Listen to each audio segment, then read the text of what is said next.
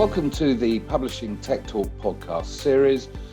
This session is titled What's Next for Data Privacy? And I'm delighted to be joined by two standout experts in the world of policy and regulatory affairs. Christie Dennehy-Neil, Head of Policy and Regulatory Affairs at IAB UK, and Konrad Shek, Director of Policy Research at the Advertising Association. Welcome both. Thanks, Richard. Hi, thanks for having us. You're most welcome. If we get straight onto it, I'd just like to kick off things with referencing the current consultation on reforms to the UK's data protection regime. I'll just read out a brief statement from the government's own website about the intent of this consultation. It says the consultation presents proposals that build on the key elements of the current UK General Data Protection Regulation, UK GDPR, such as its data processing principles, its data rights for citizens, and its mechanisms for supervision and enforcement.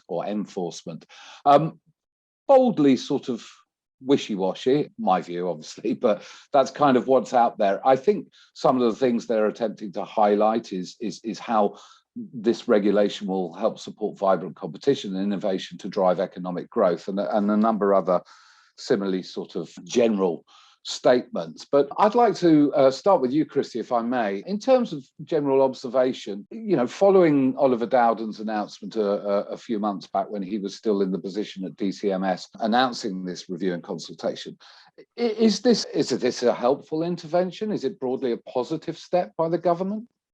Excellent question. I think there are positives in it, absolutely. I think the sort of thinking behind it feels quite positive in the sense that they want to look at whether there are barriers to better data use, whether there can be more of a focus on getting the right outcomes rather than being very prescriptive about how companies ensure compliance, for example. And the kind of general feel that a rebalancing of data protection law might be helpful to be slightly more pragmatic and business friendly.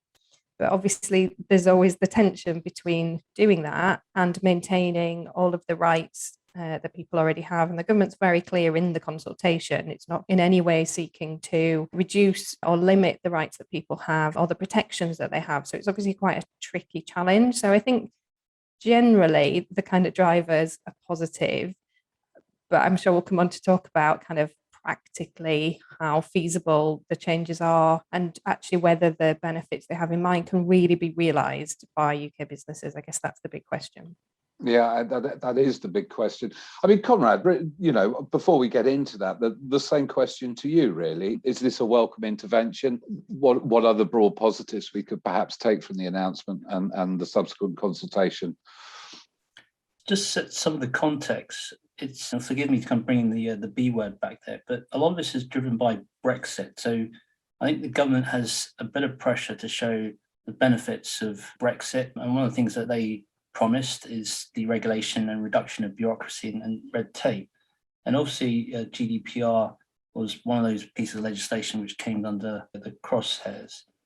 I think, it's always good to review regulation and see if it's fit for current purposes. And one of the big challenges, I think, particularly in the industry that we're working in, is that technology moves very, very quickly. So you need something that's quite flexible. And, I think it's welcome to have these regular reviews.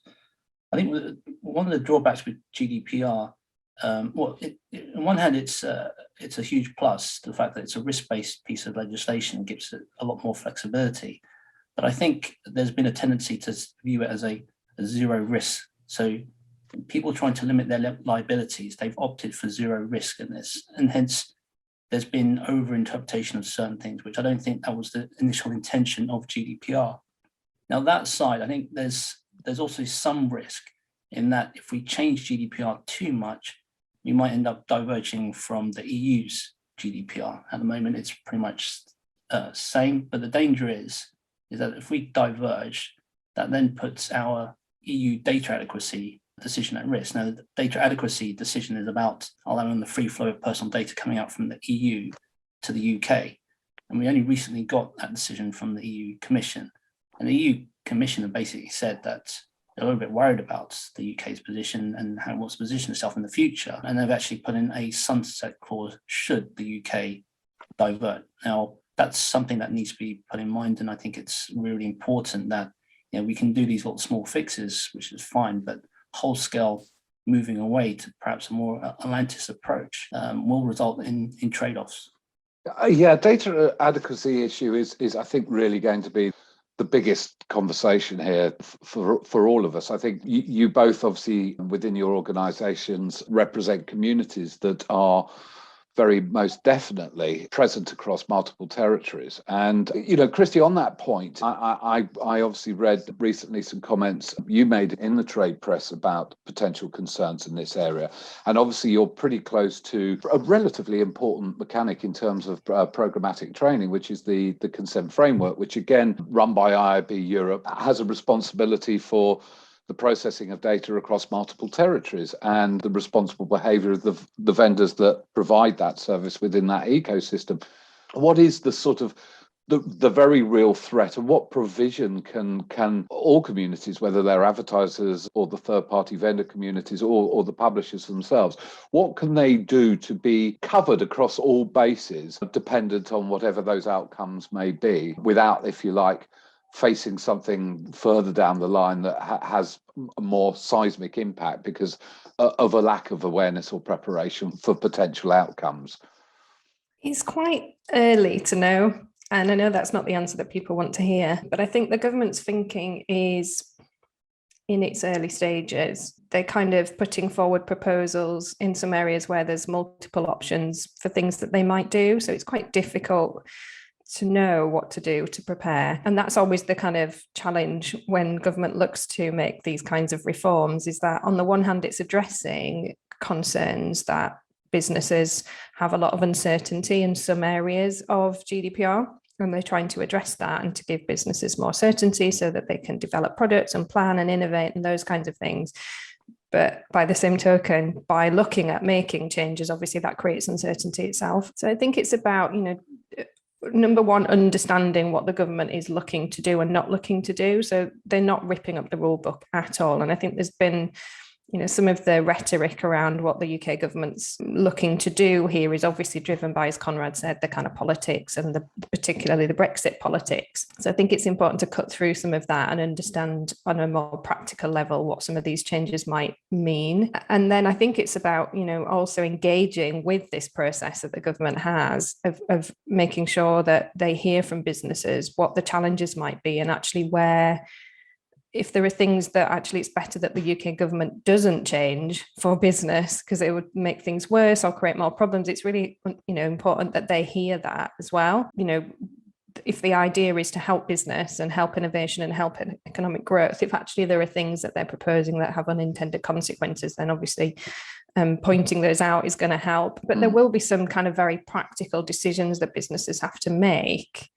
So thinking about things like trying to provide services for customers in different sort of data protection regimes, practically speaking, how do you accommodate that? And there'll be probably decisions that businesses need to make about how much they would want to diverge from the approach that they currently have. How much is that beneficial for them and for their customers? And actually, how much is it not? And fragmentation, I think, is one of the risks. Konrad touched on that in terms of divergence, that if you've got too many kind of different sets of rules for different jurisdictions or markets, that becomes quickly difficult for businesses to implement, potentially confusing for users as well. So it's quite tricky to navigate.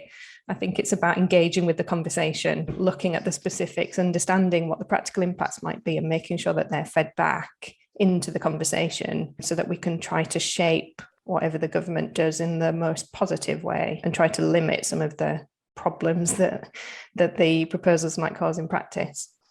Yeah, I think I want to come back to the engaging with the conversation piece in a minute, actually. But I think it's fair to say that with the initial implementation of GDPR in the very first place, it really corralled everyone's efforts. And I think we still haven't necessarily got to a stage with that that everyone fully understands every aspect of it in terms of implementation. I mean, one very obvious grey area was the application of legitimate interest, for example, and the different interpretation. And I think what's been suggested is one of the opportunities with this review in the context of what the UK government is trying to do in the consultation is to try and remove some of those areas of confusion and sort of better empower responsible data usage. But to Christie's point, Konrad, in terms of engaging with the conversation and touching on your point, I think the first point you made about an element of pressure to show the benefits of Brexit. I know because I've been a part of it, but you've certainly been very active at facilitating conversations that allows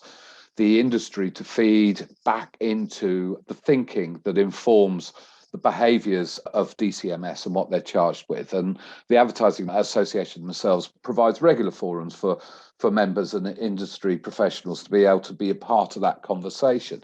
My take on it is that they're broadly a very, very sensible lot over at DCMS, and they seem to give every opportunity to air all concerns and observations, and the positives as well as negatives, of course.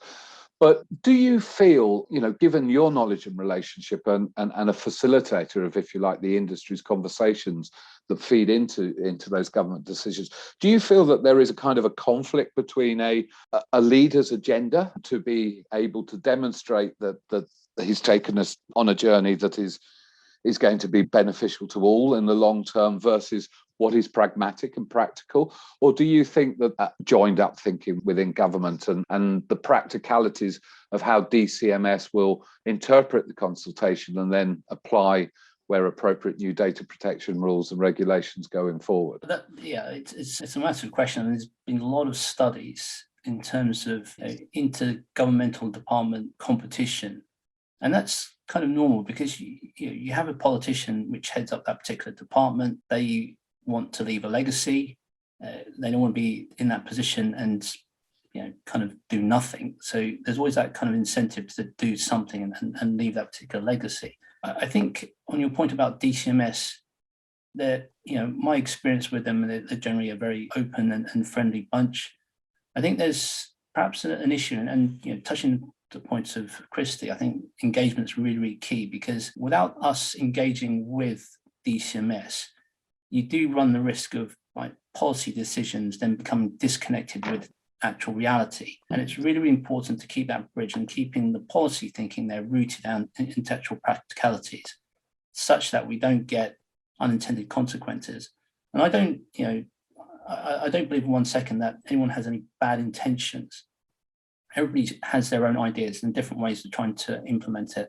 I think certain things can be a little bit too dominated by ideology. I'm very much on the background that data needs to drive the decisions, that evidence needs to just drive these decisions, and that's got to be the fundamental starting point. So whenever you look at these policy decisions, and I wrote a recent policy consultation response to better regulation, and that's one of the key points I was trying to flesh out here, was that you need evidence to prove that the policy intervention is proportionate and is necessary. And if you can't prove that, then the question is that then a better option than a do nothing option?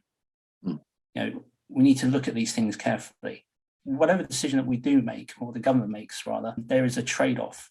There's always the benefits and there's also trade-offs, and it's then working out what is the best decision.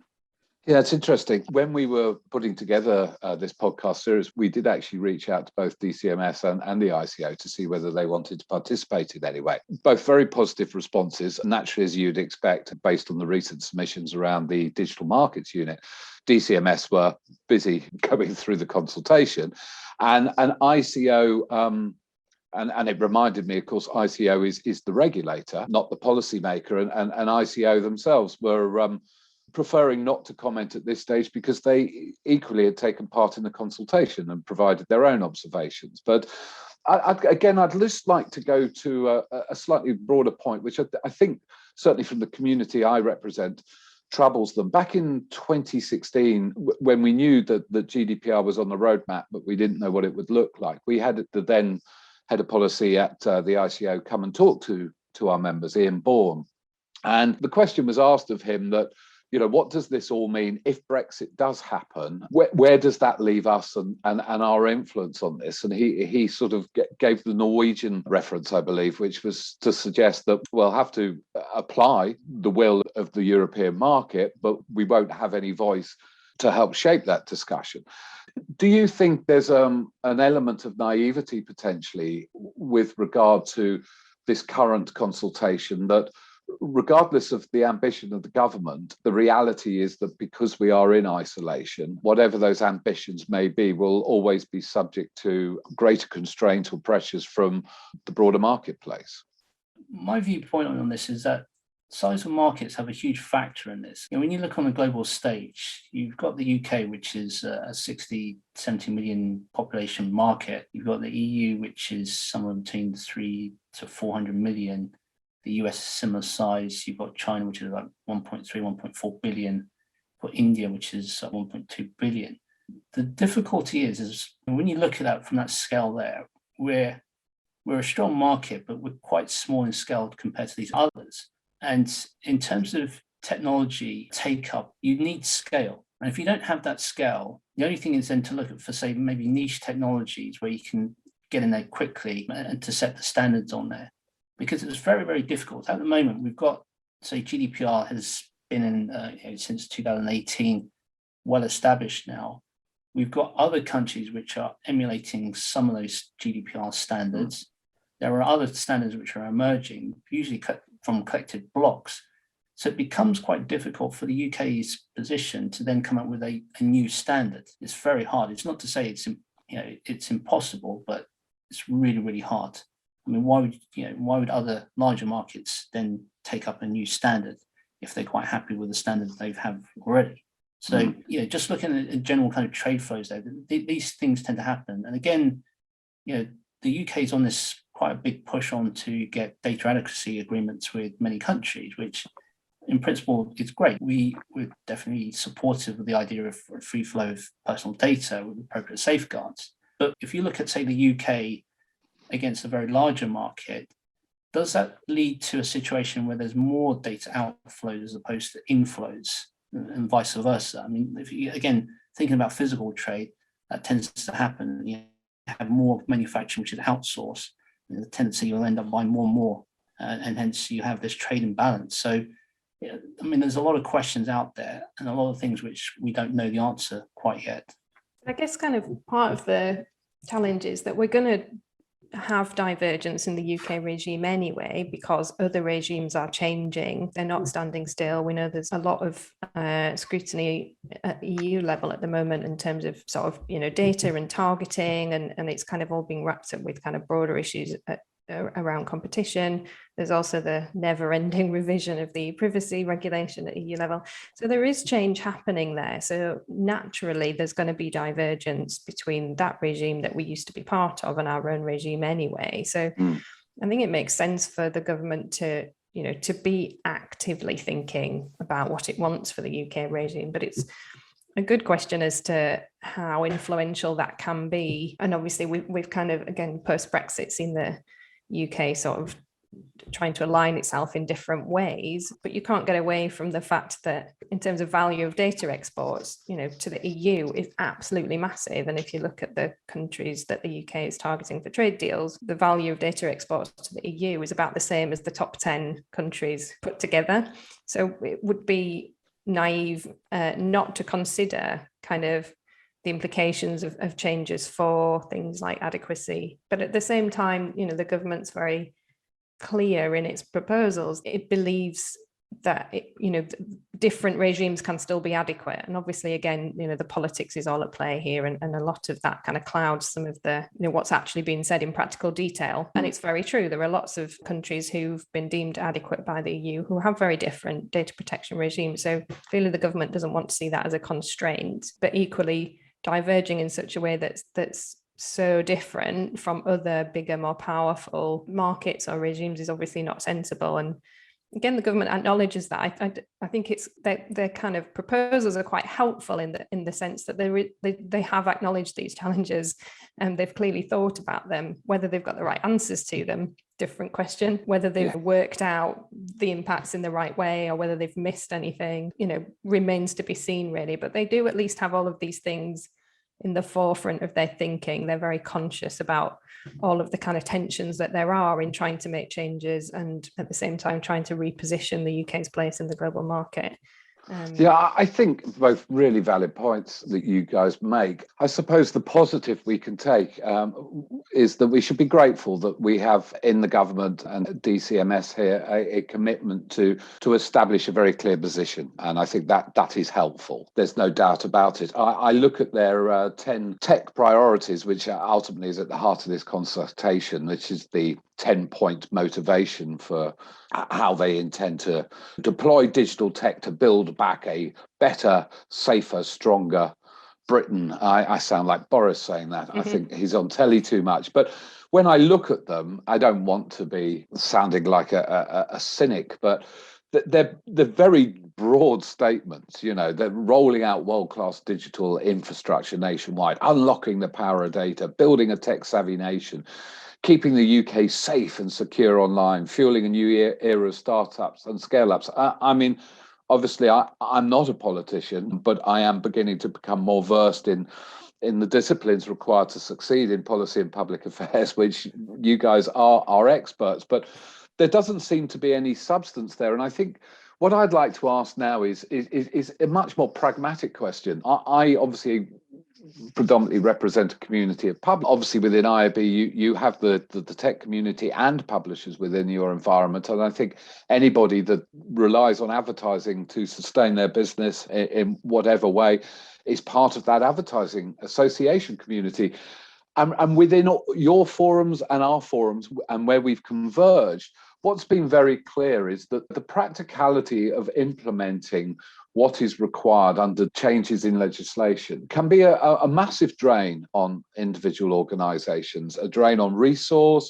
There's challenges around education. Certainly from a publisher perspective, my view is that the expectation is that half of the education to consumers around what your privacy rights and so forth are, the onus has been placed on those publishers. I mean, it's great that the publishers are seen as the gatekeepers of the relationship with the consumer, but sometimes I think the expectation of regulators and legislation places too great a burden on different individuals within our respective communities. So I'd like to ask you both, how can we best advise our communities on striking that balance, what you should be considering, what you can do to prepare, whilst also being pragmatic about the limitation on resources? There's a million and one things going on at any moment. And as you said, Konrad, technology evolves so rapidly. We're always having to fight to keep pace with the next innovation, with the next application of technologies. So what can we do to support our communities,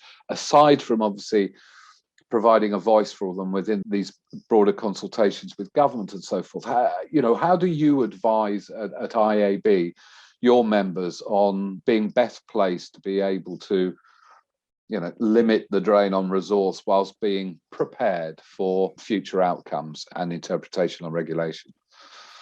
Yeah, I think the burden on business is a really good thing to sort of focus on. And again, sort of on the one hand, a lot of what the government's saying and its rhetoric is it wants to, deregulate, make things easier for business, reduce burdens on businesses, but it's difficult to see how that's going to actually play out in practice. As we said earlier, just the very uncertainty of making changes to a set of rules that took years to develop, implement, understand, comply with, that in itself creates a burden. And it's not really clear in terms of our members and our community, to me, whether there will actually be any business benefits to be realized from these changes, because aside from changes to kind of how you demonstrate compliance and changes to kind of how the ICO works, in terms of practical things, there's some proposals around creating more certainty around legitimate interest, as you mentioned, Richard, but they're described in a very, very limited way and not, as far as I can see, in a way that has thought about publishers and media owners and how they use cookies and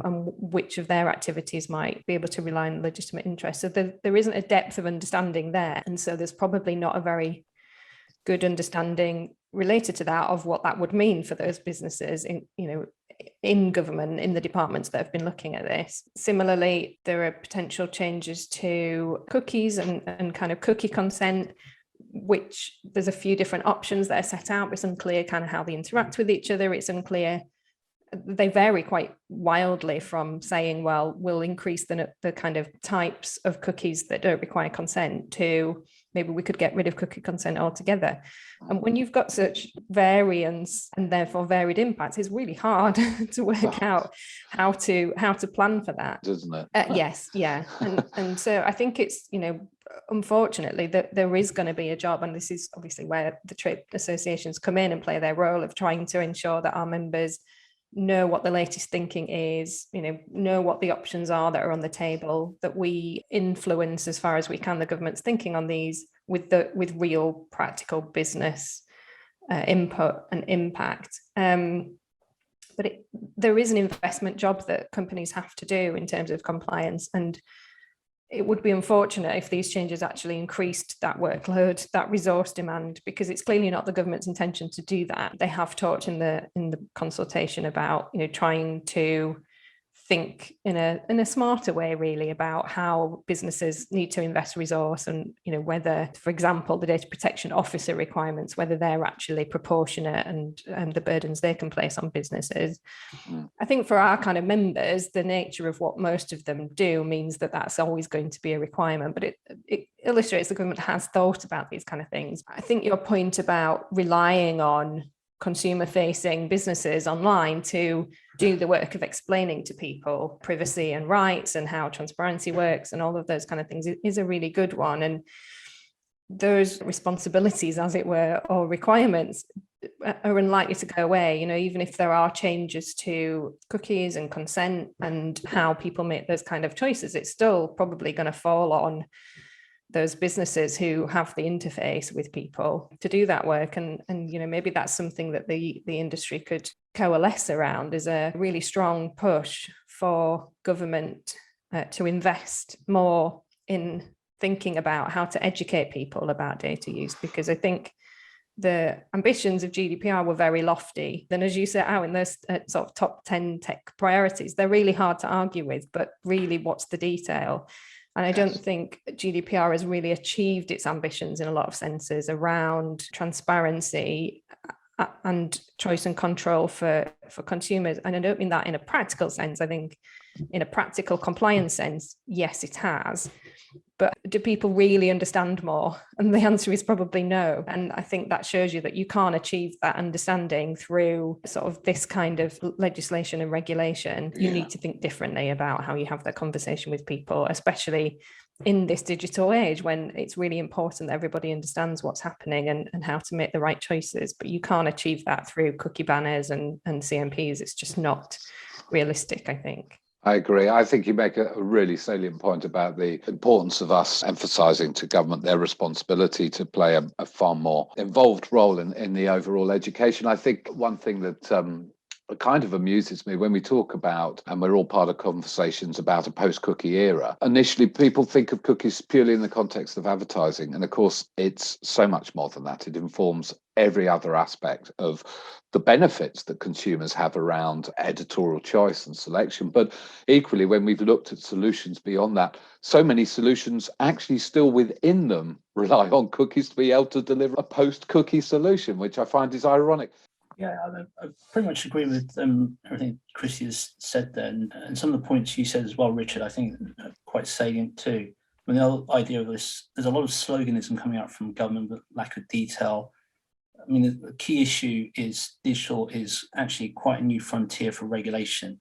Nobody quite understands or has figured out exactly what is the best solution to regulate digital, particularly because it's a cross-borderless industry. And going back to an earlier point, Christie mentioned about uncertainty as well. I mean, this is a key point, actually. When the government's trying to push on things like innovation, in fact, regulatory stability is much more conducive to innovation, particularly if you know where you stand with the law. And that's really important. And so this comes to my kind of main point, which is then trying to answer your question. Yeah, we've got all these consultations coming out, and I've said to the DCMS, we are all really under the cosh here, responding as best we can to all these consultations. But this is also a symptom that we're now living in a really, really complex world where there's too much information, there's too much detail on there. I think sometimes we actually just need to kind of row back a little bit and do things a bit more measured and at a proper pace, as opposed to trying to get things done really, really quickly, because there are a lot of unintended consequences. And I think by overloading our members, other companies, other stakeholders in the process with this information, it becomes a problem. Very, very difficult to educate them in a meaningful way to understand what is going on, particularly if they've got a business to run. And that problem becomes even worse when you think about the smaller companies. How do they ever have the resources to look into these details? It's just not possible. So there needs to be a bit of a reality check. And I think there's a job for us engaging with government to say, we need to calm down a bit, as well as trying to, information gap with members and companies. And one last point I'll just say, the government always loves to go for this like one size fits all approach. And I don't necessarily that's the best approach. No, guys, I mean, so many really valid points. Really good place to finish on, actually. But I can't resist a tiny curveball at the end of this conversation I'm going to throw in there. Obviously, last Friday was the deadline for submissions around consultation about the establishment of a pro-competitive code of conduct and the digital markets unit. Obviously, simple question. When you talk about having a clear understanding of legislation that helps stimulate innovation going forward, is the establishment of a DMU and the idea of helping innovative new technology businesses to market by restricting the monopoly of those that will be given strategic market status, the obvious being the big platforms. Is that a positive? Konrad, I'm going to ask you, good or bad? Generally good. It's much better to have a central unit looking over this market, because digital is interdisciplinary. It covers a multitude of sectors. So it's much better to have a central unit having a much more holistic look at the market. Christie, same question to you.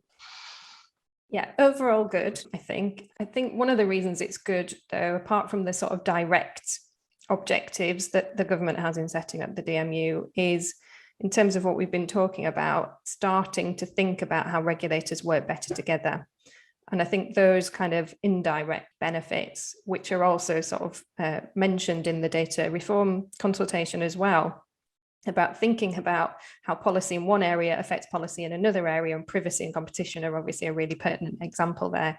I think those kind of things are actually going to help move forward and help the market in the longer term if the government gets them right. And I think a positive is, as well as them focusing on competition and how to make sure we've got a thriving market for everybody, it's also thinking about the impact of its own policies and how regulators work together to make sure that their kind of policy goals and objectives are more aligned. And I think hopefully that should yield some positive results in the future as well. Christie, Konrad, thank you both so very much for your time. What I will say is that, as always, speaking to you and listening to you makes me remain positive, makes me feel confident that we will get to the other side, provided we have people like you in our corners. Thank you both very much for your time this morning. Thanks, Richard. Pleasure. Thank you. Thanks.